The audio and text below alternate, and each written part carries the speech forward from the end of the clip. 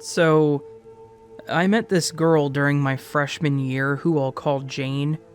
About 2 years ago, back in September of 2017, I was on Instagram just mindlessly scrolling through the Explore page when I saw this one profile that caught my eye. I clicked on it and saw that she had posted a story talking about how her parents were judgmental towards her about her recent lifestyle change. And I sent her a text which was a simple, "Hey, it doesn't matter what they say as long as you love yourself," and such, and that's all that matters. She told me thank you, said it was just really kind of me to say so. Needless to say, we never stopped talking since then. All was going well until the late February period when her girlfriend broke up with her. Shortly after, she became more and more irritable, and it was harder to talk to her. Now, I know that going through a breakup is hard, and however, I did try to help her through the process, but given as I was just 16 at the time and a very immature guy back then, not to mention that I had never experienced a breakup or any type of heartbreak, so I didn't know how to help her. A few weeks later, during the early spring of 2018, I noticed that her mental state was rapidly deteriorating, and out of concern, I tried to comfort her and keep her from doing something rash, since she was scaring me, because she had been talking about self-harming and threatening to end her own life. I told her that I didn't want her to lose herself in all of this, and that I was there for her. I told her that I loved her and that she'll always be my best friend, but I guess she really didn't care or was just blowing off my words, since shortly afterward, she continued to become more and more distant with me, and hostile, snapping at me over every little thing. Eventually, I told her that I didn't appreciate her treating me like crap over something that wasn't even my fault. She then told me that I deserved to suffer like she was, and that she was going to make me feel her pain. Shortly afterward, she broke off the friendship with me over text, without ever giving me the chance to save it. Shortly after that, she started blaming me for the whole friendship falling apart, and I began to blame myself for what happened. To look back on this, I realize now that none of it was my fault, and she had just twisted my words around and manipulated my emotions, to the point of making me believe it was my fault somehow. Shortly after she ended it, I was in shock for a couple of days because I never had a friendship last as long as it did, nor had I ever put up so much effort into a friendship that gave so much of myself to another person, or a bond. It was on the 3rd day of March in 2018 when all the emotions that had been underneath the surface just hit me at once, rendering me in a very broken state. About a week or so after, her ex-girlfriend proceeded to tell me that, when they broke up, she blamed me for it, and when she said that, it crushed me. Despite this, I still didn't believe that she said that, so I went and texted her late that night. Just before midnight, I asked her if what her ex said was true, and she replied with a yes. She said that I should feel like crap for screwing up the best relationship she had ever had. I was hurt upon hearing that, due to the realization that I lost my best friend at the time, and had just figured out that she had been secretly blaming me for their relationship falling apart the entire time. After that, I fell into rock bottom. At least at the time it felt like it, and it took me a while to start feeling like myself again. Afterwards, there would be times during that period where I would stay after school and be working on my homework from my other classes, and while taking a break from the constant hammering away at an essay for my English, I would look up from the computer for a quick couple of seconds to take a break while doing so. I would happen to see her at another table that was just a little bit away from where mine was. I see her just sitting there, laughing it up with her friends and not even fazed with my absence. Then, when she notices me, as I had my head up, She locked eyes with me and gave me the most sinister grin I've ever seen my entire life. It creeped me out, but I tried to just ignore her despite her malicious look. So, fast forward to the start of summer of 2019, and around late July, I was scrolling through my Instagram and thought to myself, hey, why am I still mad at what happened between us during 9th grade? It's the start of my junior year. Perhaps she's changed. That was the biggest mistake of my life. At first, things between me and her were going well. It was like she was a different person entirely, and only all the best parts remained. So naturally, we became close once more, seemingly closer than before, and we slowly started talking more and more, to the point where she and I would talk every day, all day, in some form or another. We either were hanging out in person, or communicating over the phone. At the time, I thought that I finally had my best friend back, and was glad to have her in my life again. But then, I started noticing something that was just creepy. Like when she and I finally got around to hanging out at her place on the 25th of December, and while we were playing video games, I noticed that she moved over closer to me while on the couch. I ignore her and keep playing, trying to beat her at the game, when she slowly starts trailing her fingers up my arm and looks at me with a very seductive grin on her face. Now, I want to make it clear that I did not like her in that way whatsoever, and only liked her as my friend, and she knew that. Not to mention that she had told me that she was gay. While she was doing that, I was taken aback and moved my arm away from her and just laughed it off awkwardly. But I told her to knock it off, to which she told me, "And what's your deal? I thought you liked this. Stop being a pansy." I was like, hey, I'm not about to sleep with you. I don't roll like that, and I've told you I only like you as my best friend, and you told me yourself that you only liked me in that way, and that's not changing. Afterwards, she started flipping out on me, all because I wouldn't accept her advances. So I ended up leaving, because I wasn't gonna stand there and hear this crap. So I told my mom to pick me up early, and I waited outside until she got there. Now, fast forward to about late summer of this year. During this time, we had been talking more and calling very often because of the COVID pandemic. However, I noticed that we were fighting more often, getting into heated arguments over nothing, which she would either attack me using her knowledge of my insecurities to manipulate me into doing what she wanted, or she would blow up at me whenever I wouldn't give her money and she asked for it. Now, I wasn't a penny pincher, but the fact that she was asking all the time, it was starting to rub me the wrong way. But anyways, on to the next situation. So, on the 18th of June, around a few months ago, one of her friends, whose name I'll call Amare, her friend Amare messages me around 2 p.m., saying that he and Jane needed to talk to me. In the past, he didn't have a good track record with me, so I blew him off, telling him whatever it was, I didn't want to talk about it, because I wasn't in the mood to hear them both bring up some minor thing that I said at the time, which didn't even matter at the time, and then suddenly turn it into a big deal.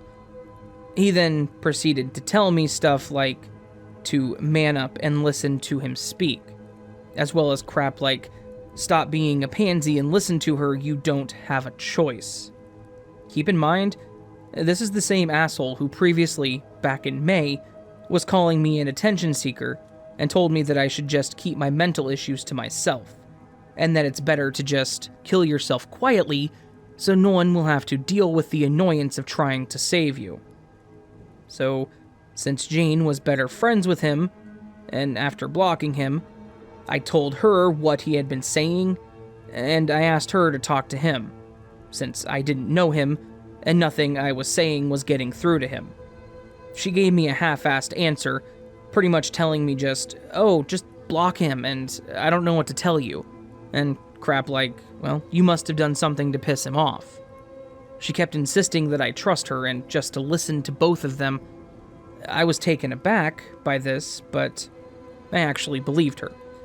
As I mentioned before, I wasn't thinking clearly and was letting my emotions and her mind games control me, so I wasn't very strong mentally at the time. So, yeah, I believed her. Then, a little bit later, after myself and my mom got dinner and were driving home, I got a phone call from them, and I said to myself that I wasn't going to engage them, so I declined it. They kept calling me, over and over and over, until I finally got annoyed enough and answered. Right off the bat, the guy named Amare starts calling me all kinds of crap, ranging from an asshole to being a pansy for opening up about my issues. Admittedly, I actually was hurt by his words, but what really got me was the lack of words from Jane. This was my best friend of 3 years, the person who was always telling me that she had my back and loved me, despite our differences. And yet, she was just agreeing with him, and confessed that she, at 2 a.m, told him her real opinion about me, saying how annoying she thought I was and how much she hated listening to my problems, saying that I was an emotional bitch, and was saying that I'm too sweet and should be more cold, and how the reason that people turn on me is because I deserve it. She was just ranting and raving about how much of a bad person I am and other nonsense. Upon hearing all of this, I was in a state of shock, just absorbing it all, and I was sitting there letting words slip into my mind and eat away at me, until I finally put my foot down and told them both, "Look, I've had enough of this. You have some nerve calling yourself my best friend, and you're just sitting there silently letting him insult me and talk to me like crap. You aren't even going to tell him to stop, or at least try to fake being real?" She stammered and said, "We're just trying to help you. Stop being a bitch." I was hurt badly by this, because at this moment, I realized that the person I had been friends with was never real. I had merely been talking to one of her many faces, and the real one was rearing its ugly head. So, I just hung up on them both, and was torn by their words. After getting home, they called me again, saying you better answer the call and that they weren't done with me yet. I told them to screw off, and that I never wanted to speak to either of them again. And that was that. Or so I thought. A little while later, about almost a month after this had happened, she had been constantly trying to reach out to me, but I refused to talk to her, because I was done with her BS and her fake love, platonically speaking. So, I blocked her on the iMessages app, and in this case her number. Then, later that night, as I was laying in bed about to fall asleep, my phone vibrated with texts from this unknown number, saying my name and asking if I was awake. I then asked who it was. I noticed that it was a number from North Carolina, given as how it was a 700 number. I asked them again who it was, and they wouldn't say. I pressed them again for it, and then they finally told me that their name was Eli. Now, I did know an Eli from my old middle school, and he had explained to me that he had gotten himself into some trouble, and that the police might be involved. Now, me believing it was actually him, despite being a bit confused, I told him to call me so that I could try to calm him down. Moments later, I got a call from that same number, and when I said, "Hello, what's up, man?" the voice on the other end was the voice of Amare, and right in, he already started his usual rave about how Jane told me everything and you're a horrible person who deserves to die. I told him, "Well, you're freaking pathetic and freaking insane. Now piss off, you creep." I then hung up right there, and was trying to wrap my head around this situation. I was creeped out by this random phone call, and how he had managed to call me once more despite me blocking him. Then, shortly afterwards, like about 30 minutes later, my phone went off with a missed call and a voicemail. It was from Jane, and she described in great detail how she told Amare everything, and how much pleasure she got out of sharing all of my deepest secrets. I was distraught, and I asked her with my heart broken once more, "Why did you do this? How can you do this to me after everything I have helped you through? Did our friendship mean nothing? What the hell was our last 3 years?" She then told me, "Our friendship? What friendship? You were just my therapist, nothing more." She then proceeded to bring up my past and my depression, my ex and my ex-best friend, as well as my issues with anxiety and self-harm. She was using all of it to get her point across, but it was obvious that she was trying to hurt me deliberately. I knew what she was doing, and I told her to stop, and asked her, "Do you know you're hurting me?" as more of a rhetorical question. She said, "Yes, I do," and as if hurting someone mentally whom you've known for 3 years isn't bad at all. I paused for a few moments, distraught and in pain, but seething with anger. I told her, "You're a goddamn weasel and an absolutely abusive bitch. Stay the hell away from me." Before she could speak, I hung up on her. Now, I was just as broken. I had opened so much of myself to her, sharing with her things that I haven't told anyone, very personal things. She knew my insecurities and what buttons to push to manipulate me into staying as long as I did. But I know that she was also a very abusive, manipulative, narcissistic psychopath who did not care about my emotions, or how she was hurting me. She used many personal things that I told her in confidence, and turned them into weapons to use against me. And yet, still, a part of me believes that it was my fault. Maybe I'm more damaged than I realize. Later that evening, or rather I should say early that morning, I got a message from her spam account that said, "I know you aren't an asshole and you're just emotional right now, but you need to speak to me." I told her, "You can go to hell for all I care." I told her that I didn't feel bad at all for making her feel just 1/10 the pain that I felt, and that I never wanted to speak to her again. And I then blocked her. Then, less than 5 minutes later, another one of our mutual friends, who I will call Jake for the sake of privacy, sends me a message. The message he sent me says, "Jane wants you to unblock her and talk to her like a real man." Again, her trying to insult my masculinity because I didn't want to engage with her mind games and let her screw with me more than she already had. So, I told him no, and that I blocked her for a reason. He then told me that he was filtering a lot of what she was saying because she had been acting full-blown insane, talking about how she wanted to make me suffer for daring to leave her, and that she doesn't give a crap about how much pain I was in. From her saying what she said, I didn't read the rest, but then he said something to me that made me realize who the real Jane was, and what she was underneath that mask that she wore. He told me that she had tried to get him to threaten to block me if I didn't talk to her, and that she wanted him to threaten to sever our friendships if I didn't speak to her, which told him, if that doesn't look manipulative, I don't know what does. He asked me to explain, and I told him briefly. Think about what she told you in her own words. She told you to threaten me with the end of our friendship, and she tried to blackmail me into talking to her by using you as the middleman. He read my message and went quiet thereafter. I didn't hear from him, but I didn't care. I just wanted her and this whole situation to be gone and over with. I couldn't go out for a long time because I was paranoid all the time that she would come looking for me, and any time I would get a call from an unknown number or even a number from my state, I would fear that it was either her or her friends. For weeks afterwards, I would get over 20 calls a day from random numbers. At one point, I got over 50 texts in one day from either her or her friends trying to get me to talk to her.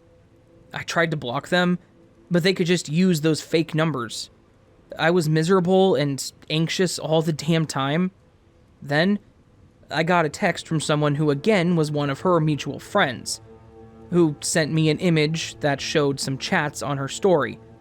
Now, at first, I thought they were just random pictures, but then I started looking at them and my stomach turned. I saw that they had been conversations between me and her friends. And then I saw one of the more personal conversations when I opened up to her about one of my mental illnesses. She had taken a screenshot of it and was making a joke about it with her friends, making light of my mental illness. Her exact words were, "This dude is a freaking pansy," coming to me whining about how much he's hurting from his depression and that he needs to talk to me like a needy bitch. That's why when he was calling me trying to talk to me, I ignored his calls and talked to my ex instead. It was hilarious. He has psychological problems, I swear. Smiley face skull emoji. The person who sent me this told me that it was my fault for what happened, and that I did this to myself. I was pissed, and at the same time, hurt, because he had no idea how any of this crap that she had been doing to me, or what she said. Worse, still, she had been spreading lies and rumors to everyone who knew me, and her. It was upsetting, to say the least.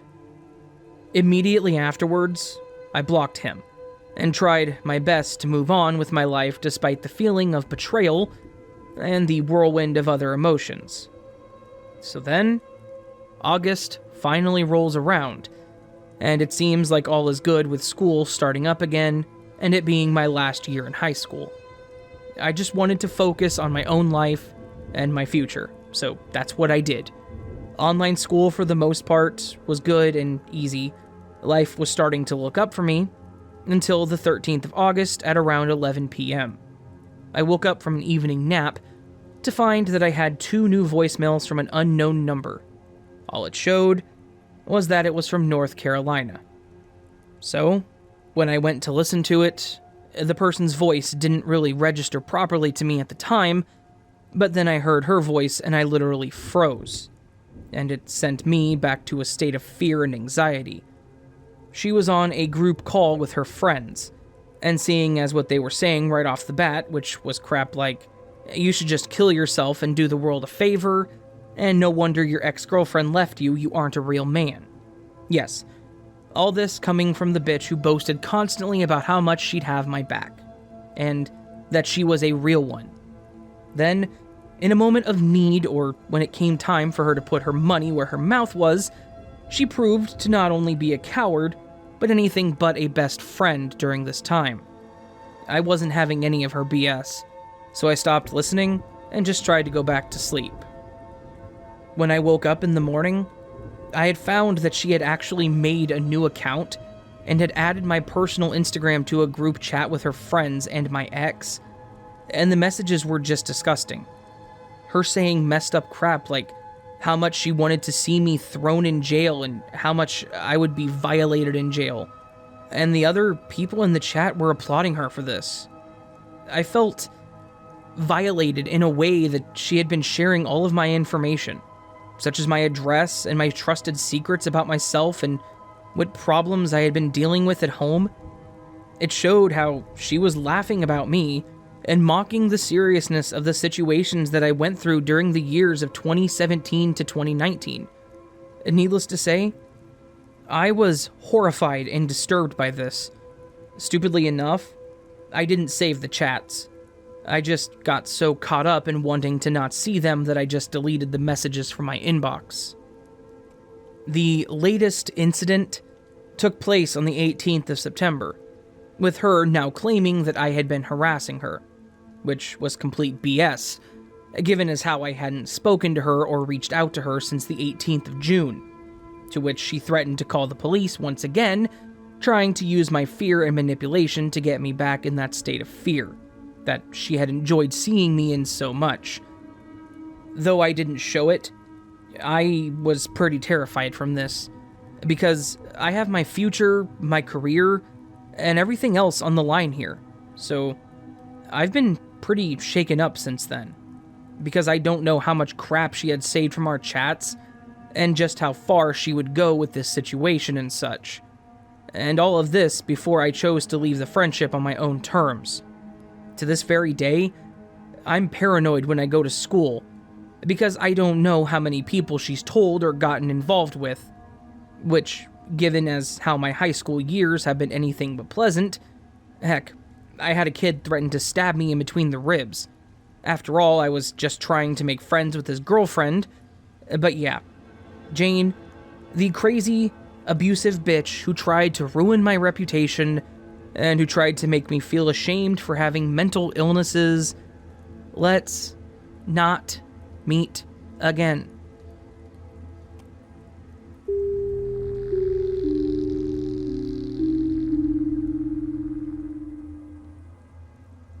This happened a little over 4 years ago when I was living at home, which is a remote Scottish island. For some context, this place, like most small towns and remote places, is super safe to be walking about at night with no streetlights. The population is under 800, and this time of year there was a little surge of tourism, but nothing crazy. So maybe an extra 200 people or so. So I'm female and 22, finishing work in the kitchen, and I remember going through to the bar to say to my sister, who is working, finish that, I'm about to go home. The bar is fairly busy, and as I'm leaving through the front entrance, I stop to have a smoke with a friend who's there. As I'm leaving, I notice 2 people I know get in their car and leave, and a man who isn't a local walking out and down the track to the road. He seemed to go right, but I wasn't really looking at him, just in that general direction whilst I'm chatting to someone. And no one else walks down or up the road in that time. Anyways, we finish smoking, I say bye, they go inside, and I start walking home. I walk down the track and take a left. My parents' house is over 1.5 miles away, and it's one essentially straight single-track road that I walk to and from work, etc. There's no streetlights, just markers of house lights in the distance, and the occasional car's light going past. I get 5 minutes into walking home, and I think I can hear someone, or 2 people behind me, maybe around 20 meters or so. It's a little windy, and of course pitch black, so I can't see or hear who it is at all, but I just keep walking. It's not very often at all that I pass anyone walking home at night. It may be a couple of cars, and I can usually tell whose car it is miles off by the lights and sounds. As I'm walking, the voice gets a little closer and closer, and now I'm sure that it's just someone walking behind me who's on the phone, as when I turn around, I can only see a man about 10 meters behind me and nobody else. I can't tell what he's saying, but he's laughing and making weird noises. I squint a little, as the voice in the wind kind of reminds me of a local guy, and I just assume it's him. Maybe he's walking this way too and wanted to catch up. But when I see the man, I'm a little startled, as it's not who I expected, nor is it anyone else I know or recognize. I quicken my pace a little as the man seems to be walking faster and is looking at me as he's coming closer, and I don't say anything. The next 10 to 15 minutes are a panic-induced blur. I'm walking quickly and trying not to look behind me, as the man in his late 30s and early 40s is clearly following me and making weird noises, laughing and grunting. I have no idea what to think, and I can't see any cars in the distance on either side of me for miles, and with little to no phone signal, I'm starting to panic, as I'm not even halfway home. At one point, he must have been right beside me, as I could hear his breathing and he sounded possessed, or as if he were having a mental health episode. He was zigzagging too. It seemed like he had started neighing like a horse and grunting. I turned my head and he's to the side of me keeping up with my pace, and I hear him say something like, "Oh, that'll do nicely," and then spit on the ground loudly. I'm absolutely terrified, and I start running, though I'm shaking and my legs feel like jelly as I can't stop thinking the worst will surely happen. I turn around and I can't seem to hear or see him. My eyes were better adjusted by this time, but all I can really hear is my own blood rushing and me breathing. I stop running, but keep walking fast as I'm getting near the bottom of the hill on the road, and I scan the area. It's mostly open fields. And then I could see him to the right of me, but behind. I turn around and keep walking up the hill, and I start to hear him again. I honestly feel helpless and so exhausted, and I have no idea what he's doing or saying. I don't turn around again till I'm at the top, and then I can see the home stretch to my house. When I do, I can see him now walking fast again. I just book it down the hill and through the drive and into my parents' house, where I got in and locked the door, which we almost never lock our doors or cars here.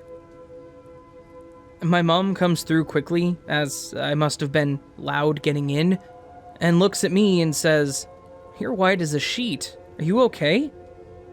I'm still shaking, and my heart rate is just going mental, and I stand there in the kitchen trying to get my breath back whilst my mom is shouting to my dad to come through. Once I quickly explained what happened, my dad goes outside to check if anyone is near the house, and at that moment, I was terrified to let him or even unlock the door.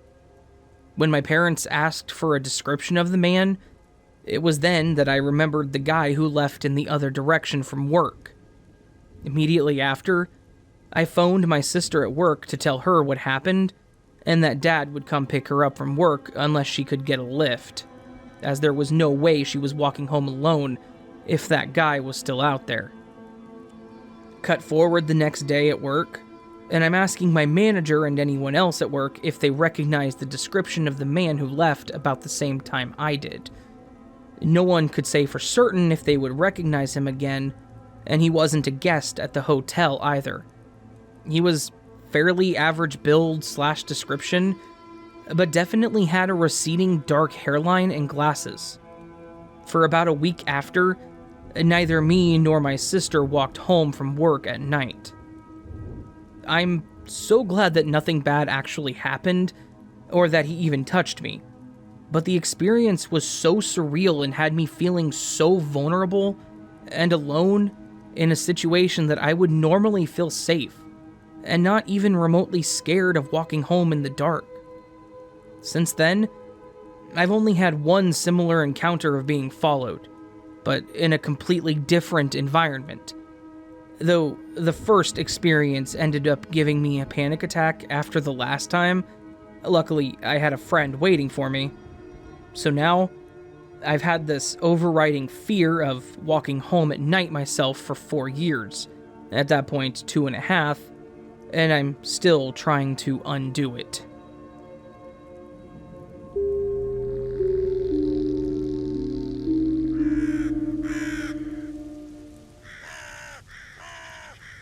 So there you have 2 terrifyingly creepy encounters. The first one, the longer one, more of a specific stalker type situation, which I feel really bad for the original poster on that one, because that person, Jane, just sounds like a terrible person.